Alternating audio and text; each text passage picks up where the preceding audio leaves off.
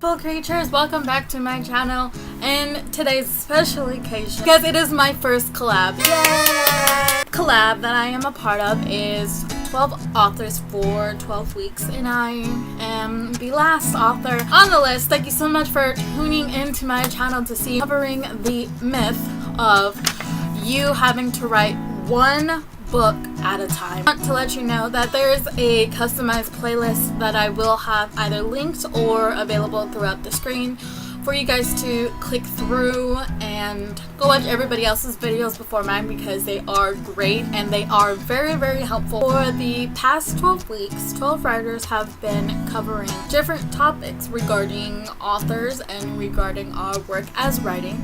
There are thousands of writing blogs and books that present the same series of tired writing myths as the gospel. These myths actively hurt new writers, giving them unrealistic expectations about the writing life. Some also strain our relationships with ourselves and others. It's 2018. We've had enough of these myths, and we're banding together to put an end to these myths once and for all.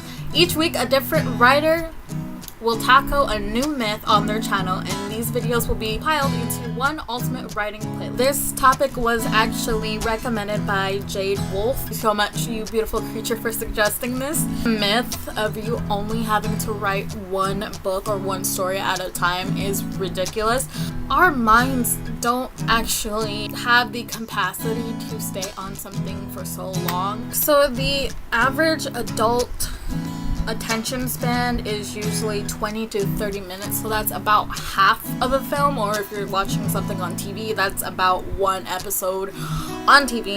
So imagine having to keep your attention span working on something for several months and several years even, and all of a sudden your mind is just, I don't want to do this anymore. And I know that my mom can tell you at how many times when I would start writing a story, I would halfway through switch on to another book because my mind was, I had writer's block, and it would just cloud my mind and I would not want to write anything about that story. I would not want to think about it. I would not want to develop more on that whole entire story until I finished. Like, I don't know, that might be me personally, but it is a myth. You do not have to work on one thing at a time. You can multitask and do multiple stories, include them probably in together, and I think that's just more of your brain kind of working out all the garbage that's in there, because we store everything in our mind. We store stimulation, we store emotions and feelings, and we store memories, thoughts, new information, everything is stored in our mind. And I can definitely verify that over time, when you are extensively focused on something, your mind is like, I do not want to do this anymore, because it's just too much stimulation in your brain, thus causing you to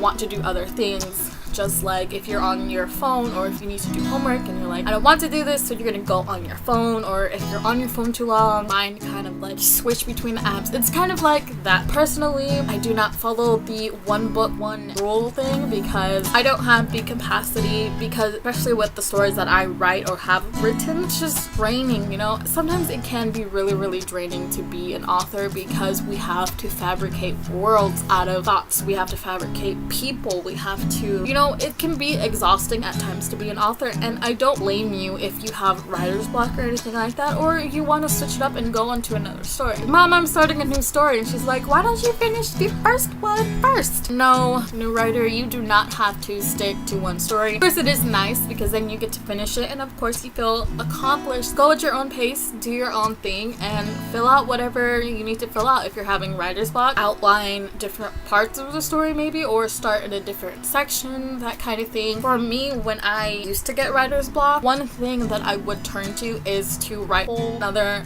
different story, different genre, different characters, character arc, different journey. When I felt satisfied enough, I left it, the draft, and went back to my first story and continued writing with that. If you feel exhausted, you feel exhausted. You can't do nothing about that. So I think it's actually beneficial. Give your brain a break.